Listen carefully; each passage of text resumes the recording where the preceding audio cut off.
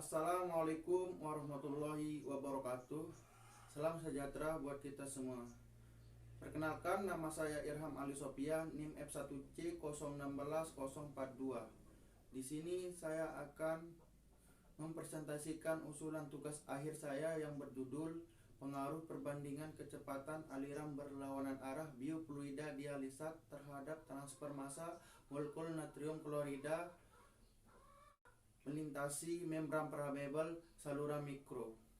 Sebelumnya saya berterima kasih kepada dosen pembimbing pertama saya, Dr. Nur Kalwantoro STMT, dan dosen pembimbing kedua saya, Bapak Hendri Saketira STMT Ferdi, yang telah membimbing saya dalam mengerjakan proposal ini. Jadi langsung saja saya akan mengatakan latar belakang dari proposal saya, yaitu ginjal merupakan salah satu organ tubuh yang berperan penting dalam mempertahankan kestabilan lingkungan dalam tubuh dan kelangsungan hidup.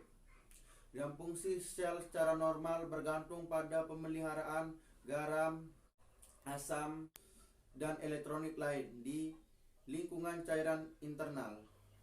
Pada keadaan ginjal kronis, terjadi penurunan fungsi ginjal secara progresif dan tidak dapat pulih kembali. Upaya yang bisa dilakukan adalah dengan mempertahankan fungsi ginjal, yaitu dengan terapi hemodialisis atau yang biasa kita dengar cuci darah. Penyakit ginjal kronis atau PGK adalah penyakit penurunan progresif fungsi ginjal dalam beberapa bulan atau tahun, di mana kemampuan tubuh gagal untuk mempertahankan metabolisme dan keseimbangan cairan dalam elektrolit sehingga terjadi urea. Dalam hal ini, penderita gagal ginjal merupakan pengobatan yang mahal dan butuh waktu dan kesabaran yang harus ditanggung oleh penderita gagal ginjal dan keluarga. Menurut United States Renal Data System atau USRDS 2016, penyakit gagal ginjal kronis PGK adalah masalah kesehatan masyarakat global dengan gagal ginjal yang meningkat dan biaya yang tinggi. Pada masyarakat global, gagal ginjal kronis atau GGK sebesar 13,4% dengan 48% diantaranya mengalami penurunan fungsi ginjal dan tidak menjalani dialisis, dan sebanyak 96% orang dengan kerusakan ginjal atau fungsi ginjal yang berkurang tidak sadar bahwa mereka mengalami gagal ginjal kronis atau GGK. Indonesia merupakan negara dengan tingkat penderita gagal ginjal yang cukup tinggi. Angka kenaikan gagal ginjal kronis atau GGK meningkat dari 2.997.068 orang menjadi 3.091.028 orang. Proses hemodialisis pada umumnya memerlukan waktu selama 4 sampai dengan 5 jam. Hemodialisis merupakan suatu proses yang digunakan pada pasien dalam keadaan sakit dan memerlukan terapi dialisis jangka pendek, beberapa hari hingga beberapa minggu, atau pasien dengan penyakit ginjal kronis membutuhkan terapi jangka panjang atau terapi permanen. Bagi penderita penyakit gagal ginjal kronis, hemodialisis akan mencegah kematian. Namun demikian, hemodialisis tidak menyembuhkan atau memulihkan, mengingat tingginya angka penderita gagal ginjal kronis. Dengan semakin meningkatnya, maka dengan adanya penelitian pengaruh perbandingan kecepatan aliran berlawanan arah biofluida dialisat terhadap transfer massa molekul natrium klorida melintasi membran permeabel saluran mikro diharapkan dapat memberi informasi tambahan kepada peneliti-peneliti, khususnya peneliti pada bidang mesin hemodialisa, untuk meningkatkan efisiensi penyerapan uremik dan biofluida ke dialisat. Adapun rumusan masalah dalam penelitian ini sebagai berikut. Yang pertama, bagaimana pengaruh perbandingan kecepatan berlawanan arah biofluida dialisa terhadap transfer massa molekul natrium klorida atau NaCl melintasi membran permeabel. 2. Bagaimana pengaruh lama waktu pengujian terhadap transfer massa molekul natrium klorida NaCl melintasi membran permeabel. Batasan masalah. Karena banyaknya kemungkinan variabel yang dapat mempengaruhi dalam penelitian ini, maka saya membatasi agar dapat memperoleh hasil penelitian yang lebih terarah dan terfokus. Adapun batasan masalah pada penelitian ini sebagai berikut. Yang pertama, bahan pembuatan funnel flow chamber menggunakan bahan fiber transparan dengan ketebalan 5 mm.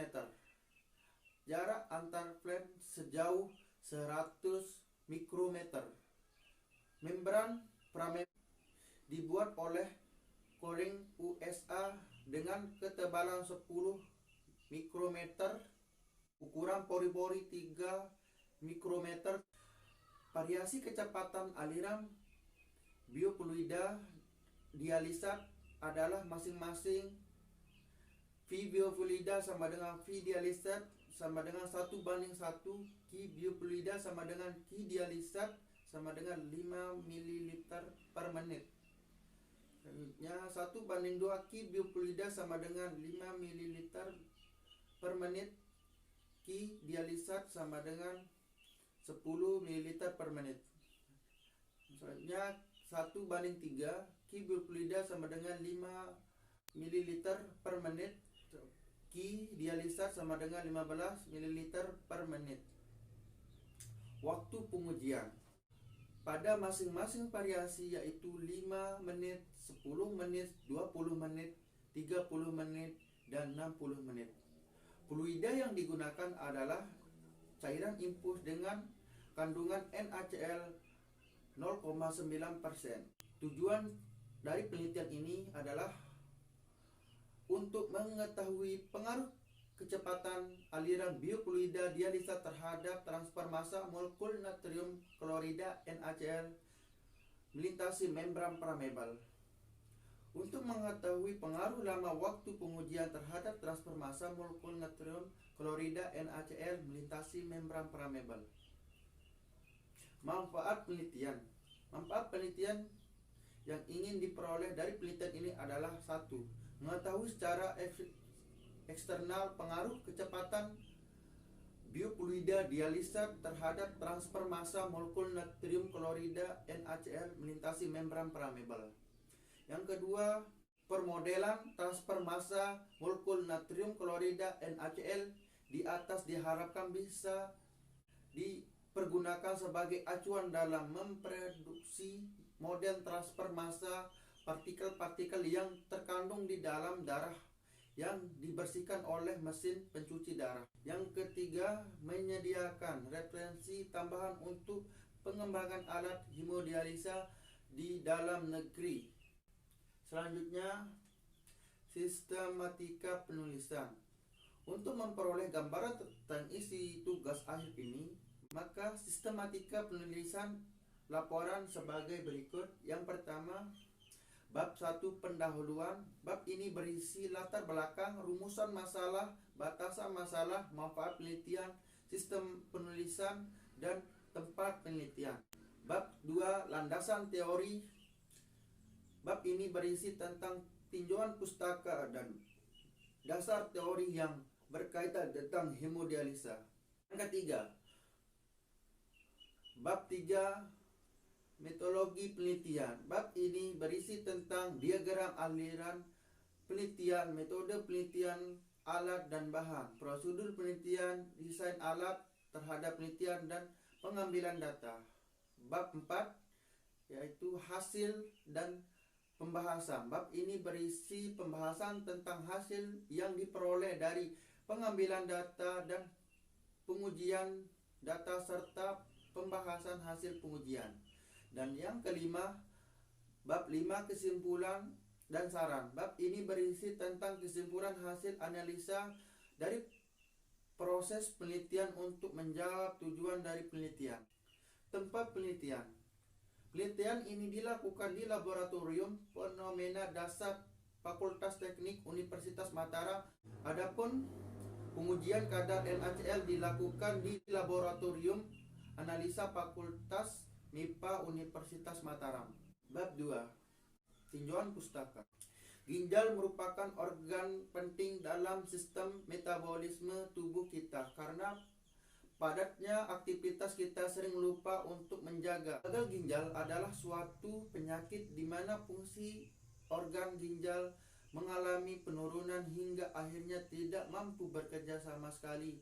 Dalam hal ini, penyaringan dalam pembuangan elektronik tubuh tidak mampu menjaga keseimbangan cairan dan zat kimia tubuh. Pada penelitian yang dilakukan oleh Kaliwantoro 2015 didapatkan bahwa laju transfer massa aliran fluida dipisahkan oleh membran semi-permeable sangat ditentukan oleh laju aliran dari masing-masing fluida serta besarnya diameter pori-pori membran permeable. Dasar teori. Kita lihat dari sini, ini adalah gambar hemodialisa. Hemodialisa merupakan suatu proses yang digunakan pada pasien dalam keadaan sakit dan memerlukan terapi dialisis jangka pendek, beberapa hari hingga beberapa minggu, atau pasien dengan penyakit ginjal stadium termal yang membutuhkan terapi jangka panjang atau terapi permanen. Selain membran sintetik yang semi-permeable menggantikan galsum serta tembusnya rel dan bekerja sebagai filter bagi gagal ginjal yang terganggu fungsinya. Prinsip kerja dari hemodialisis ini adalah dengan menerapkan proses difusi dan ultrafiltrasi pada dializer untuk mengeluarkan zat-zat yang tidak diperlukan oleh tubuh yang terkandung di dalam darah. Pada proses hemodialisis, darah dipompa keluar dari dalam tubuh melalui pembuluh arterial masuk ke dalam mesin dializer untuk membersihkan dari zat-zat sisa metabolisme. Melalui proses difusi dengan cairan khusus yang disebut dengan dialisa. Banyak aspek dari dializer dapat mempengaruhi efisiensitas tindakan hemodialisis. Hal ini termasuk beberapa di antaranya adalah mass transfer. Mass transfer merupakan banyaknya partikel yang melewati membran karena proses difusi. Yang kedua, luas permukaan. Luas permukaan merupakan kunci seberapa baik dializer dapat mengeluarkan swab. Yang ketiga, biocompatibility berarti tidak berbahaya terhadap fungsi biologis. 4. Batas berat molekul. Setiap membran memiliki batas berat molekul yang menentukan molekul terbesar yang dapat melewati membran. Ada 4 cara untuk mengeluarkan salt yang mempengaruhi dializer, yaitu yang pertama, difusi. Difusi merupakan pergerakan suatu zat yang memiliki konsentrasi tinggi menuju ke zat yang memiliki konsentrasi rendah. Yang kedua, adsorpsi. Terjadi apabila material menempel pada membran dializer. Semua dializer mengabsorpsi material. Biasanya protein kecil. Absorpsi berguna karena protein yang diabsorpsi dapat membuat dializer lebih berkompatibel. Yang ketiga, konversi. Saat cairan melewati membran semi-permeable, beberapa salt akan terletak bersamanya. Konversi adalah cairan terbaik untuk mengeluarkan salt yang lebih besar. Yang keempat, ultrafiltrisasi adalah berpindahnya zat-zat terlarut dari dalam melewati membran dialisis masuk ke dalam cairan dialisat karena perbedaan tekanan. Bagian-bagian penting pada penelitian ini. 1. Membran semi-permeable. Membran semi-permeable adalah lembar tipis berpori-pori terbuat dari selulosa atau bahan sintetik. Yang kedua, NaCl. NaCl adalah senyawa penting yang diperlukan oleh tubuh, yang dikenal pula sebagai garam dapur. Yang ketiga, dialisat. Cairan pencuci darah yang dipergunakan dalam proses dialisis disebut sebagai dialisat, yaitu suatu cairan yang membantu mengeluarkan sampah dari kelebihan air dari tubuh. Yang keempat, biofluida. Biofluida adalah zat cair ataupun gas yang ditempatkan di dalam makhluk hidup atau juga berguna untuk makhluk hidup. Yang kelima, permeabilitas merupakan kemampuan suatu membran untuk mengoleskan sejumlah partikel baik berupa gas, padat, dan cair. Yang keenam, transfer massa pada hemodialisa. Difusi merupakan fenomena utama pada proses hemodialisa. Perubahan kandungan solte pada fluida yang disaring pada hemodializer biasanya ditentukan berdasarkan persamaan berikut. Selain parameter di atas, ada juga beberapa parameter yang perlu diperhatikan, di antara lain TMP, transmembran pressure. Tekanan membran adalah perbedaan tekanan antara kompartemen darah dan kompartemen dialisat melalui membran. TMP sama dengan P kali G kali H. Yang selanjutnya, penurunan tekanan. Dalam penurunan tekanan dapat dilakukan definisi dalam persamaan sebagai berikut. Alpha P sama dengan 128 kali V kali L V kali D pangkat 4. Yang selanjutnya, bilangan Reynolds. Salah satu parameter yang mengendalikan posisi keseimbangan pada tabung atau saluran dengan rumus RE sama dengan V min kali D per V. Dan terakhir, tegangan geser. Selama mengalir dalam saluran vaskular, aliran darah memberi gaya geser yang disebut tegangan geser. Tegangan geser dapat didefinisikan sebagai produk dari viskositas darah dan gradien kecepatan darah yang diukur pada dinding vaskular dengan rumus T sama dengan V per 6Q per BH pangkat 2. Uraian rumus untuk menentukan laju aliran biofluida konsentrasi natrium klorida NaCl melintasi membran, yaitu QB sama dengan VB tambah delta P PD per T. Yang selanjutnya, uraian rumus untuk menentukan laju aliran biofluida konsentrasi natrium klorida NaCl di dalam pori-pori membran. Skema penelitian. Ini gambar di samping adalah skema dari penelitian. Yang keterangan A adalah saluran impuls biofluida, B adalah impuls dialisat, C adalah rel chamber biofluida, dan D adalah rel chamber dialisat. E adalah alat uji, V adalah inset biofluida, dan G adalah outlet dari biofluida, dan H adalah inlet dari dialisat. I inlet dialisat, J cairan biofluida, K cairan dialisat, L gelas ukur dialisat, M adalah gelas ukur biofluida, N jarak antar panel, C konsentrasi biofluida masuk, C konsentrasi biofluida keluar, dan selanjutnya tahapan penelitian. Yang pertama, persiapan, studi literatur dan survei lapangan. Selanjutnya, persiapan alat dan bahan, pemotongan dan pembuangan fiber thread. Dan selanjutnya, pemotongan dan pelubangan panel fiber, pemasangan membran sekaligus perakitan alat panel plant flow chamber. Dan selanjutnya, pengujian NaCl dengan variasi perbandingan kecepatan dialisat, yaitu 1:1, 1:2, dan 1:3. Pengujian NaCl dengan variasi waktu 5 menit, 10 menit, 20 menit, 30 menit, dan 60 menit. pengambilan data dan pengolahan, analisa data dan pembahasan, terus kesimpulan dan saran. Tahapan penelitian. 1. Pengujian difusi NaCl adalah sebagai berikut: mempersiapkan alat dan bahan penelitian, memasang selang infus pada lubang outlet inlet yang akan disambungkan ke botol yang berisi cairan NaCl dan dialisat, membersihkan semua bagian alat yang terpasang baik agar tidak terjadinya kebocoran ataupun ada kotoran-kotoran yang menempel di sana.